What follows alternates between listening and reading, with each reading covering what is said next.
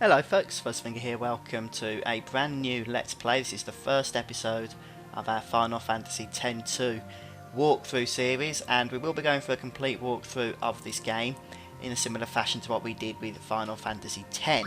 If you're looking for Final Fantasy X, then I'll put a link to that in the video description below, so you can go and find that and then come back to this once you finish with that one. We're going to be doing, as I said, everything we can do.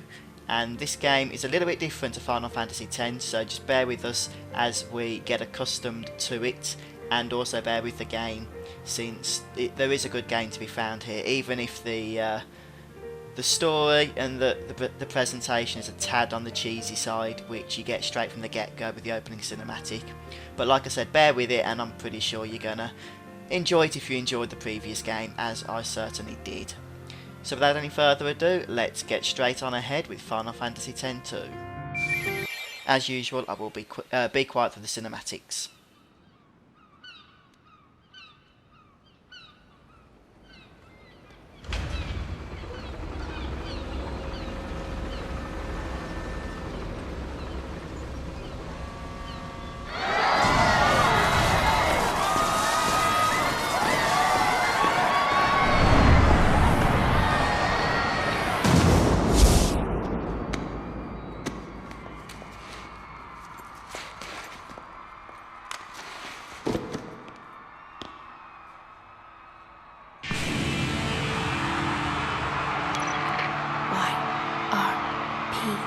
In position. It's showtime, girls.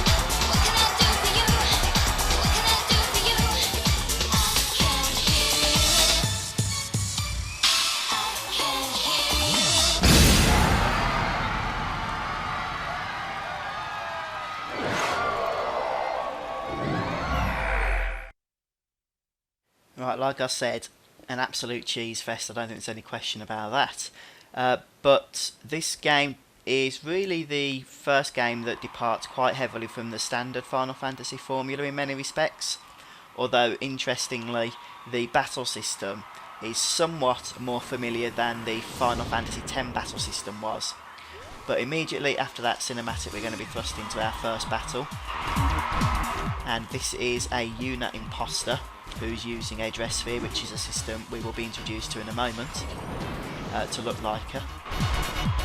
And we've also been introduced to Pain for the first time in the series. Get back already!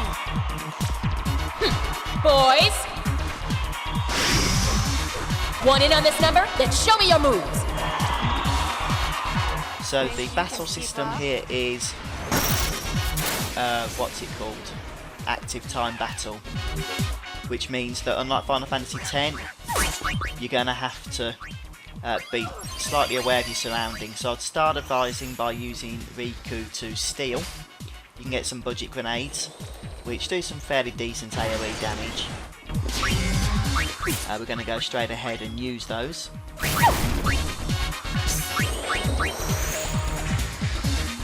If your health does run low, then do go ahead and throw a potion.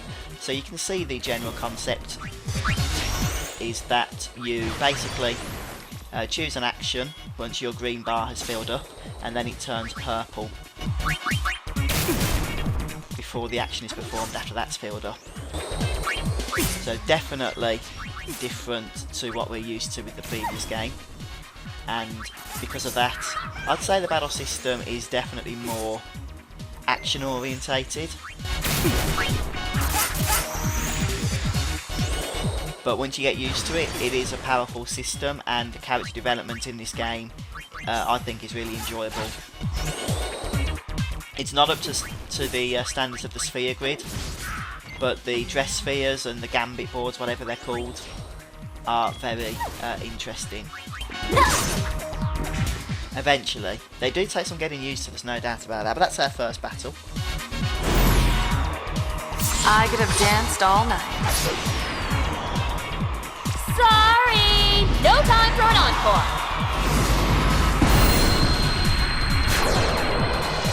The battle system can look sort of like throw you off a little bit if you've been playing a lot of Final Fantasy X beforehand, as I have been. But hopefully it won't take too much adjusting to. Hold still! Now, Final Fantasy X-2, this is the cast. It's Yuna, Riku and Pain, so it's an all-ladies cast. Presumably Square were trying to appeal to the ladies here. Out of the way! It definitely seems that way anyway, based on the style of the cinematics and the story and the presentation. Right, these goons don't last long, but I am trying to steal from them because we have a boss battle coming up, and those grenades are going to come in to be somewhat useful.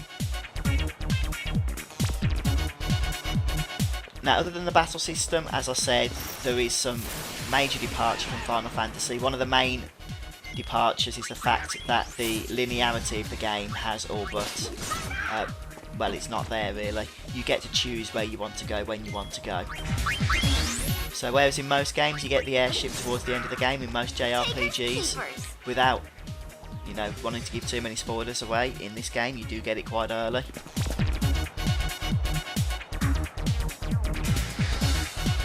But like I said, I don't want to spoil too much about that, so I'm not going to say anything else. The enemies here are going to keep on coming as we move our way around. Of course, if you've played Final Fantasy X, you'll recognise this as Luca, the Blitzball City. We've got 4 enemies to fight. I think that's actually 2 groups that have approached us in one.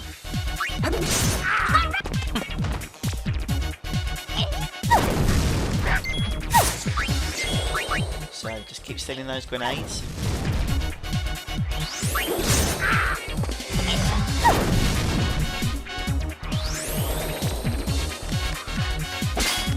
Yep, they all have them. Very good to see.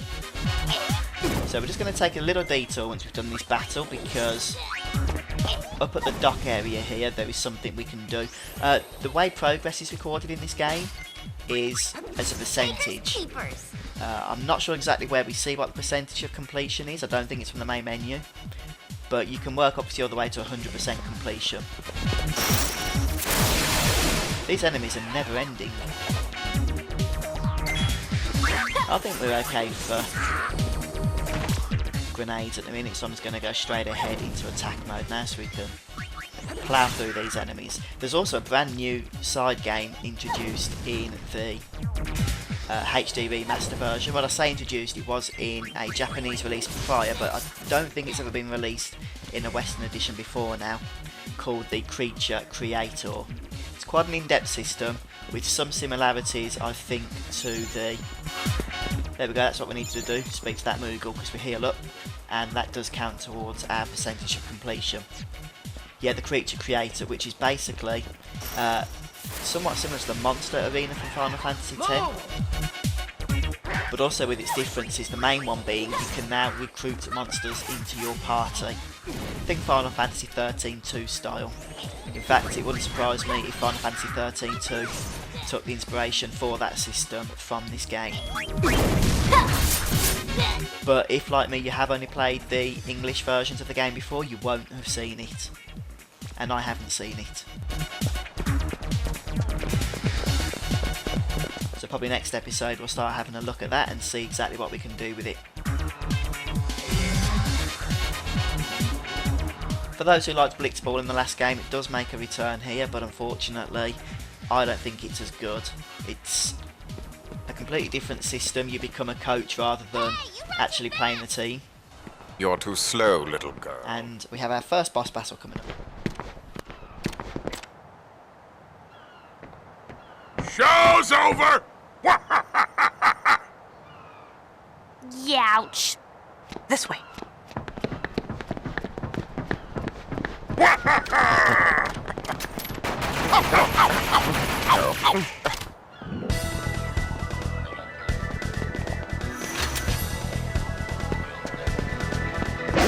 And here comes the true Yuna, not the imposter.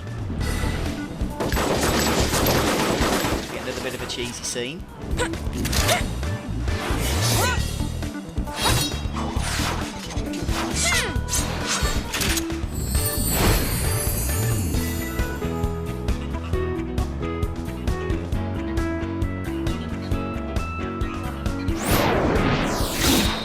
Right, so this boss battle takes place in two phases. The first phase is against these two characters here, Logos and Omni. I screwed that up. Basically, with Trigger, which is the gun address sphere, you have to spam the R1 button. So we'll try that again. It doesn't do a lot of damage at the minute, but you can see we can chain up attacks there, and they can chain with other attacks as well. In a similar way, you just need to make sure that you keep an eye on your health, as we did in the previous battle. So I'm going to leave doing Trigger for now because it's not doing too much. Power Break can stack in this game. I think it can anyway.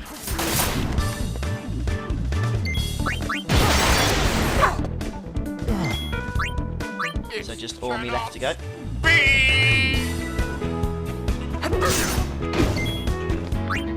Can we steal from him?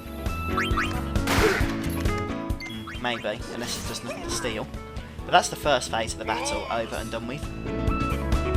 Takers, And keepers. hopefully we'll have a few grenades for the next phase. At least that was the plan of stealing them anyway. That's quite enough sniveling, boys. Persistent, aren't you? My grid. You give us back Uni's garment grid right now. Didn't you girls ever learn to share? Give it back. Very well, it's yours.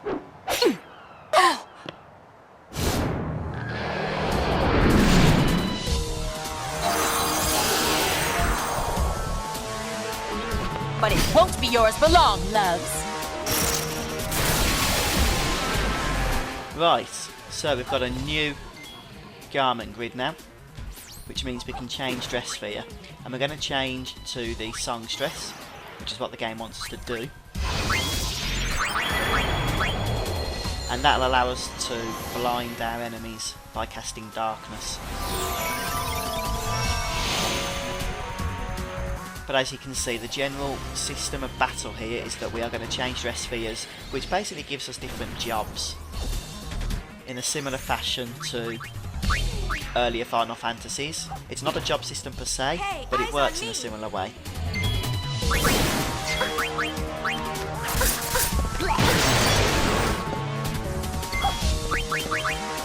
And we can throw some of those budget grenades now,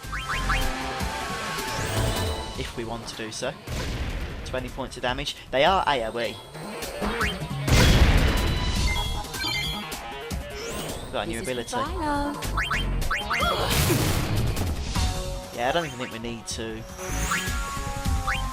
use our potions, but let's try the Pilfer Gil. We've got 430 Gil, look, not bad.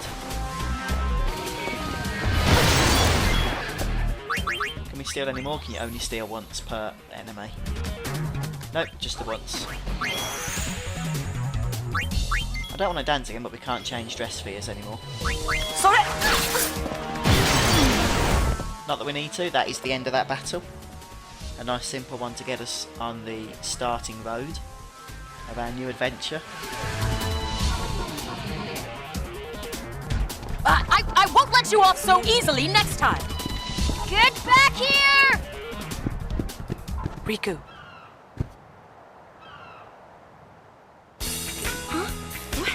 What? What? Hey,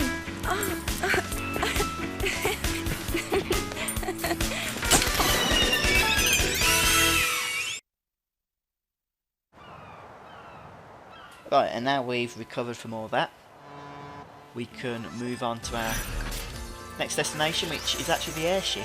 So we get this mission complete thing, and that'll be happening a lot. We get a nice batch of experience, gil, and items for our trouble. So traditional levelling in this game, no sphere grid. I didn't know what was going on. I was frightened. Then, while I was dancing, something happened.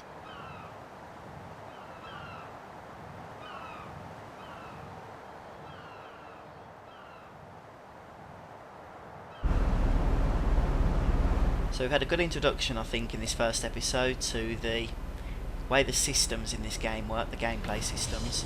And like I said, don't fret if you're all a little bit lost at the moment. They do take a bit of getting used to after playing through the prequel. But I do think they work nicely. Of course I do prefer the sphere grid, that's probably one of my favourite Final Fantasy advancement systems, to be honest. You sure looked like you were enjoying yourself. I was. It felt like some other person's excitement just took over. That can happen when you use the garment grid. The emotions of the person recorded in the sphere pass to the user. Isn't that dangerous? I can't really say. But it's your invention. I'm just a kid. Dance, Yuna! I want to see! It'll cost you. One moment. She's kidding. What? No dance? Looks sick, TV. Always doing goody duck. I've completed my latest invention.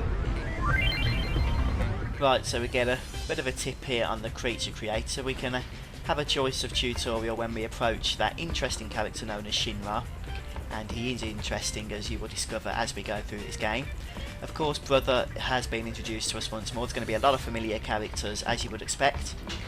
The story takes place 2 years after the finale of Final Fantasy X, so there's been some changes in that time.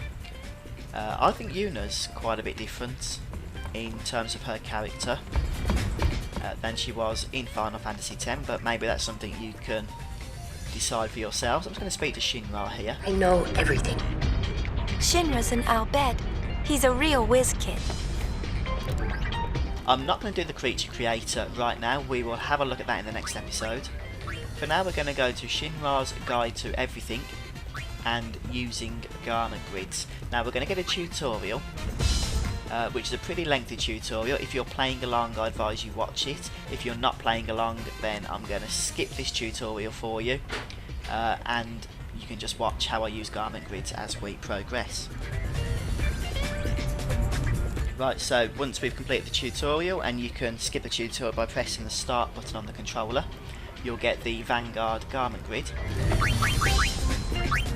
And that's all I wanted to speak to Shinra for. So if you head out into the corridor, you can save your game. Probably not a bad idea. The creature creator I am going to look at next time, because it's actually not a bad way, especially in the early game, to start leveling up your characters and having to play around as well with the monsters and whatnot. So it should be fun. Hopefully you guys are going to stick around as we carry on with this walkthrough. Don't forget to subscribe to the channel and also share these episodes with your friends. That really does support me and I appreciate it very much. But I'm going to call things quits here today, so join me next time as we continue on with Final Fantasy X-2. Bye for now guys, see you soon.